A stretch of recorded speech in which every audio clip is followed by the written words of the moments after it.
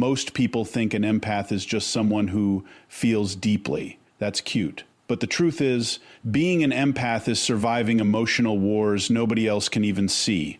And if you're watching this right now, there's a high chance your life has already gone through 3 phases, 3 painful transformations, 3 identities, 3 versions of yourself. And phase 2, that's where most empaths almost lose themselves completely. Because phase 1 breaks your heart, but phase 2 breaks your soul. Listen carefully. The first phase of an empath's life is innocence. This is the version of you that trusted everyone. The version that loved hard without fear. You saw good in toxic people. You gave second chances to people who didn't deserve first ones. You stayed loyal even when you were being disrespected. Because your heart was pure. Empaths don't enter the world with armor. They enter with open arms. You were the person checking on everyone else while nobody checked on you. You listened to people vent for hours while your own pain stayed buried inside your chest. You became everybody's emotional home while secretly feeling homeless inside yourself. And the worst part? People loved your energy. G-Y, but ignored your wounds. See, empaths are dangerous because they can feel what others hide. They notice fake smiles, forced energy, passive aggression, manipulation, jealousy. But during phase 1, they ignore the red flags because they believe love can heal people. That's the mistake. Because eventually, the empath becomes the emotional punching bag for emotionally broken people. You forgive too much. You over-explain. You stay too long. And one day, life teaches you a lesson so painful that your entire personality starts changing. That's when phase 2 begins. The destruction phase. The hardest phase an empath will ever experience. This is where the empath stops recognizing themselves. You become emotionally exhausted. Not because you're weak, but because you carried too many people who never carried you back. Phase 2 is where your nervous system changes. Your trust disappears. Your smile becomes rare. Your energy becomes protective, and nobody understands it. People start calling you cold, but they never saw how many nights you cried in silence. They never saw how many times you stayed loyal while being betrayed behind your back. They never saw how many times you gave your last bit of energy to people who drained you dry. This phase is terrifying because the empath starts waking up, and awakening is painful. You start realizing that some people only loved your usefulness. Some only came to you when they needed healing. Some enjoyed your kindness because it benefited them. And once an empath realizes this, something inside them dies. You stop chasing people. You stop explaining yourself. You stop begging for basic respect. But here's the scary part. During phase 2, empaths isolate themselves from the world. Not because they hate people, but because they finally understand people. They become quieter, more observant, more detached. You answer messages late. You disappear for days. You protect your peace like your life depends on it, because honestly it does. And deep down, you start fighting a battle nobody can see. One side of you still wants love. The other side is terrified of getting hurt again.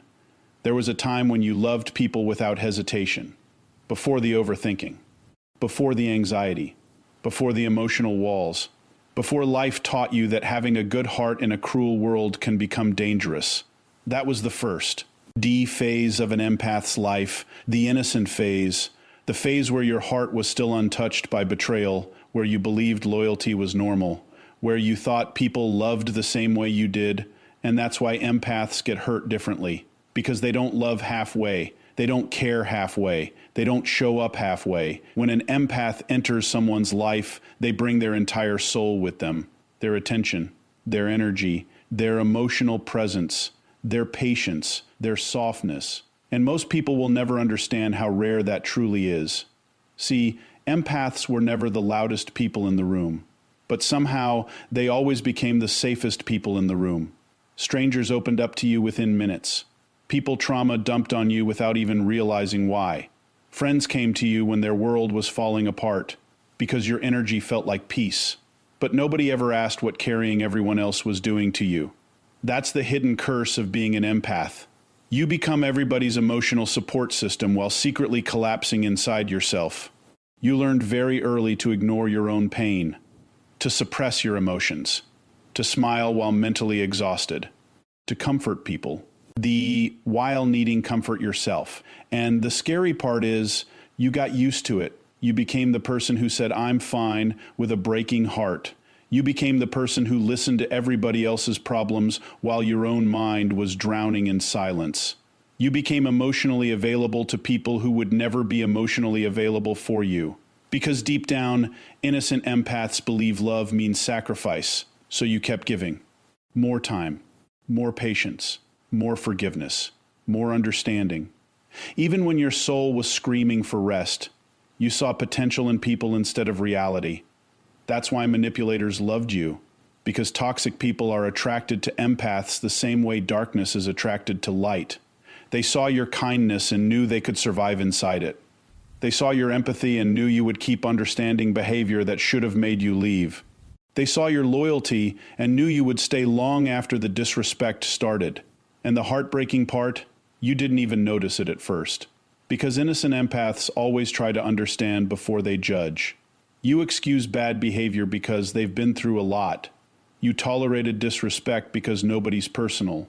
Fact, you ignored red flags because people can change, while slowly destroying yourself in the process. That's what makes phase 1 so dangerous. Empaths naturally absorb emotions like a sponge absorbs water, so when they're around emotionally damaged people long enough, they start carrying pain that never even belonged to them.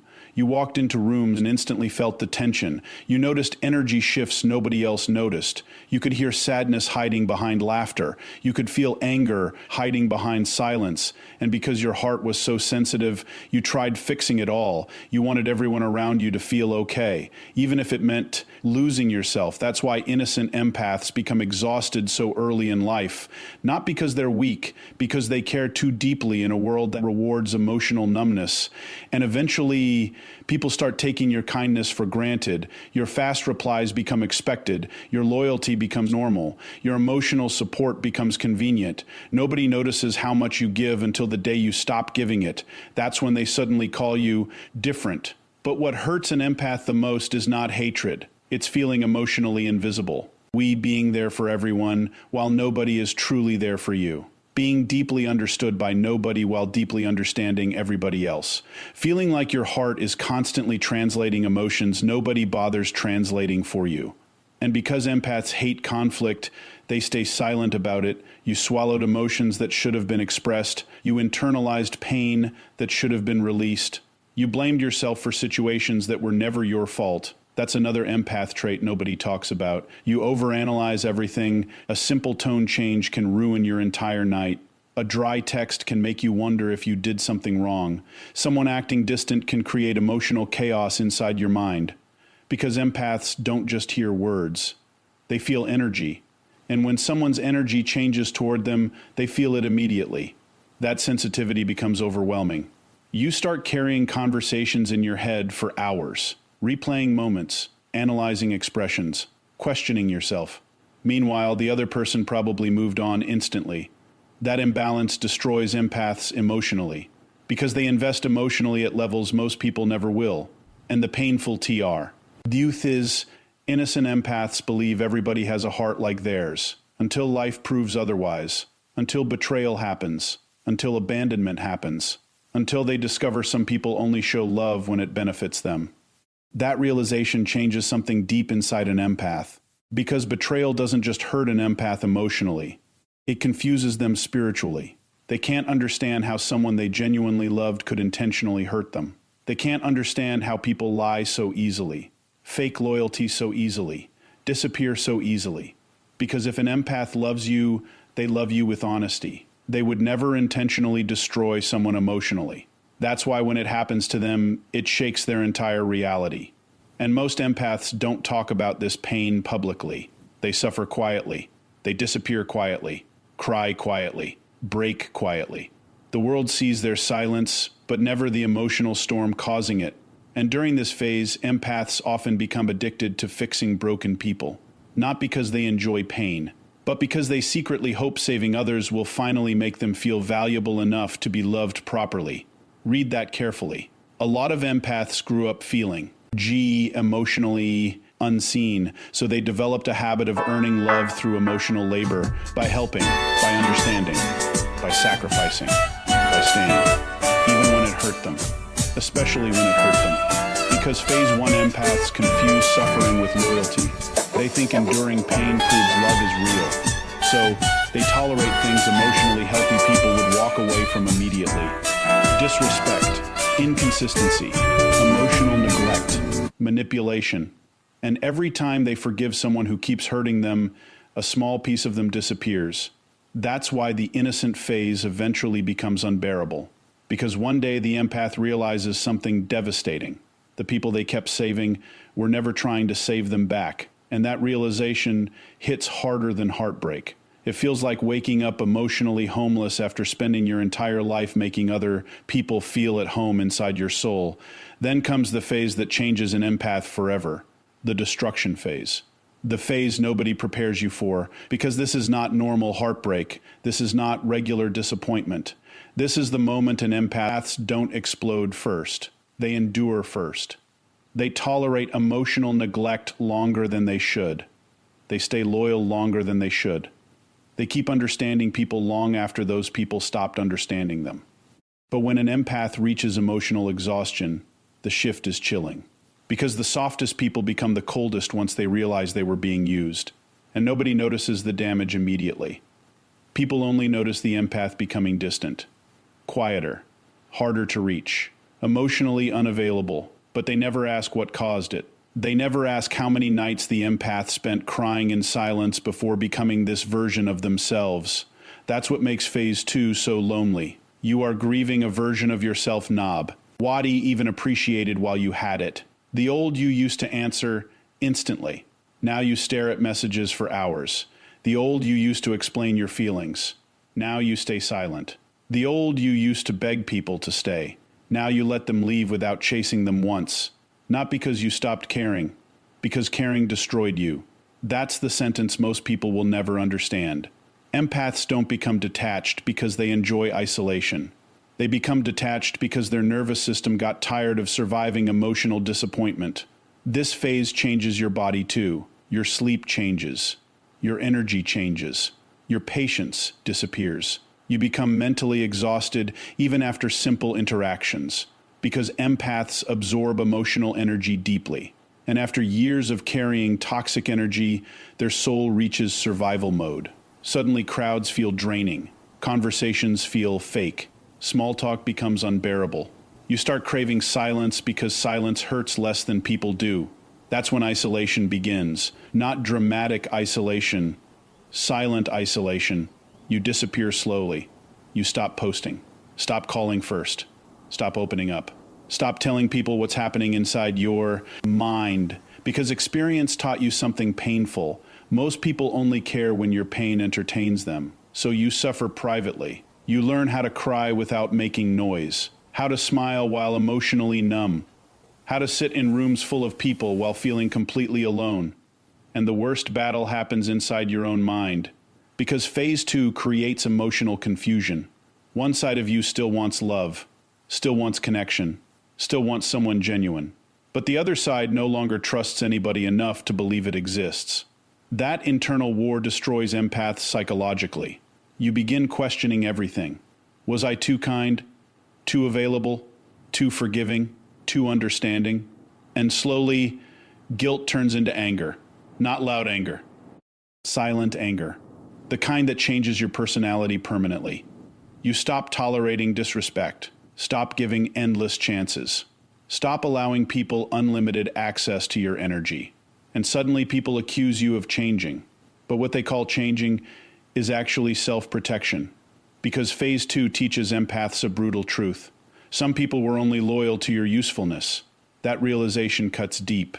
You start noticing pattern. You ignored before. People only texting when they need emotional support. People disappearing when you need help. People draining your energy while giving nothing back. And once an empath sees these patterns, they cannot unsee them. That's when emotional withdrawal begins. You become more observant than expressive. You start studying people instead of trusting them immediately. You notice manipulation faster, fake kindness faster, hidden jealousy faster. Pain sharpens intuition. That's why wounded empaths can read energy so accurately, because betrayal trained them. Every heartbreak became emotional intelligence. Every disappointment became awareness. Every lie became another lesson carved into their nervous system. But this awareness comes at a price. You stop feeling emotionally safe anywhere. And honestly, that's one of the darkest parts of phase 2. You start feeling like nobody truly knows you. People know your personality, your humor, your kindness. But nobody knows the emotional chaos inside your mind. Nobody sees how exhausted you are from constantly overthinking everything. Because empaths don't just feel their own emotions, they absorb atmospheres. A room can ruin their mood. A person's energy can drain them instantly. A toxic environment can mentally destroy them without anyone noticing. And after years of this emotional overload, the empath starts shutting down emotionally to survive. This is where numbness appears, the dangerous kind. You stop reacting the way you used to. Things that once broke your heart now just make you tired. You stop arguing because you realize explaining yourself to emotionally immature people is pointless. That silence scares people. Because phase 2 empaths become unpredictable. The same person who once overloved everyone suddenly disappears emotionally. And deep down, they hate it too. That's what nobody talks about. Empaths grieve their own softness. They miss the version of themselves that trusted easily, loved freely, smiled genuinely. But life punished that version too many times, so now they protect themselves differently. You start setting boundaries, and toxic people hate boundaries. You stop answering immediately. Stop overgiving. Stop emotionally rescuing everyone. And suddenly the same people who benefited from your kindness call you selfish. That's how you know phase 2 is working, because healing always disappoints the people who benefited from your self-destruction. Read that again. The destruction phase is painful because it forces empaths to confront something they spent their whole lives avoiding.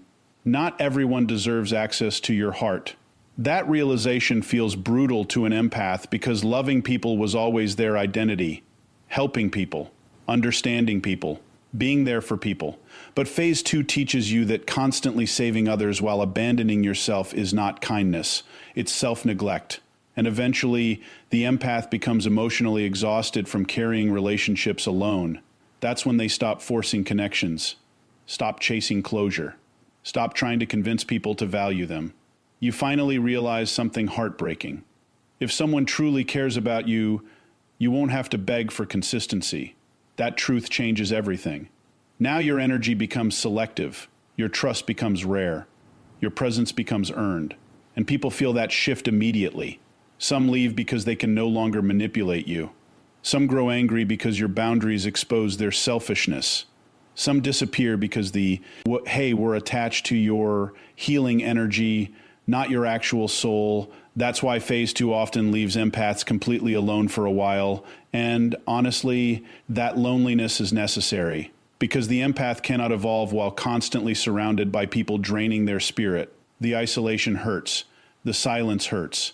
The emotional confusion hurts. But slowly, something powerful begins happening inside the empath. For the first time in their life, they start choosing themselves. And that feels both terrifying and liberating at the same time. And then one day, something changes inside the empath. Not suddenly, not dramatically, quietly. The pain that once controlled them no longer hits the same. The loneliness that once destroyed them starts feeling peaceful. The silence they once feared becomes the safest place they know. This is phase 3, the rebirth, the version of the empath that most people will never fully understand. Because this version was built from emotional survival. Every betrayal taught them something. Every disappointment sharpened their awareness. Every sleepless night transformed them into someone deeper, calmer, and far harder to manipulate. And the scariest part, RT, this empath no longer needs validation to feel valuable. That changes everything. The old empath begged to be understood. The reborn empath understands themselves enough to stop explaining. That alone creates power most people cannot comprehend. You stop chasing people who misunderstand you. Stop fighting for attention. Stop trying to prove your worth to emotionally unavailable people. Because phase 3 empaths finally realize something life-changing. People who genuinely value you will never make you beg for basic respect. And once that truth enters your soul, your entire energy changes. Now your presence becomes rare, calm, controlled. You no longer, because suffering trained them to read survival signals. Pain became perception. That's why reborn empaths stop ignoring red flags. The old version gave endless chances. This version watches patterns. Because phase 3 teaches you that words mean nothing without consistency.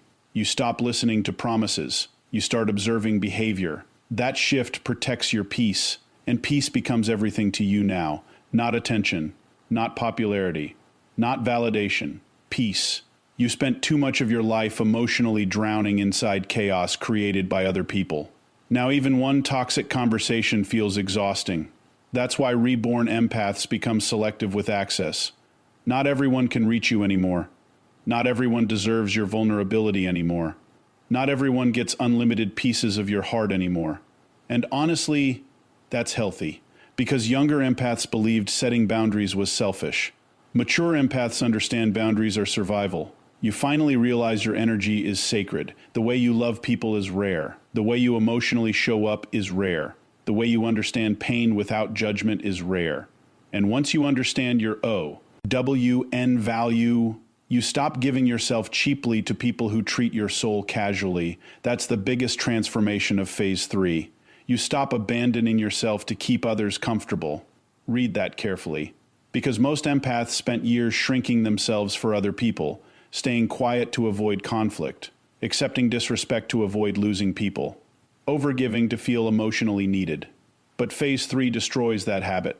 Now, if something feels wrong, you leave. If someone feels manipulative, you distance yourself.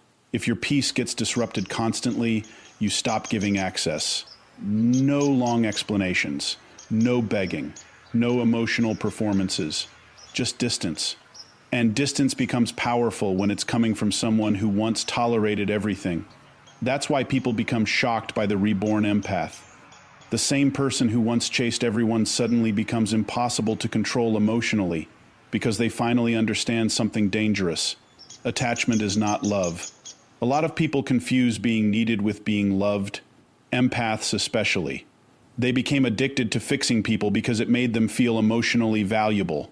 But phase 3 teaches you that healthy love not require self-destruction. Real love feels safe, consistent, mutual, not confusing, not draining, not emotionally violent. And once an empath experiences emotional clarity, they can never tolerate toxic attachment the same way again. That's why their standards rise. Not out of ego, out of self-respect. Now energy matters more than appearance. Intentions matter more than words. Consistency matters more than temporary affection. You stop falling for potential. You start paying attention to reality. That alone saves empaths years of suffering. And perhaps the most powerful transformation of phase 3 is this. The empath stops trying to save everybody. That used to be their identity. Healing people, fixing people, understanding people endlessly. But now they understand something heartbreaking. You cannot heal people who are committed to destroying themselves. And constantly trying to rescue emotionally unavailable people will eventually drown you too. So the reborn empath lets people face the consequences of their own behavior. Not out of cruelty, out of wisdom.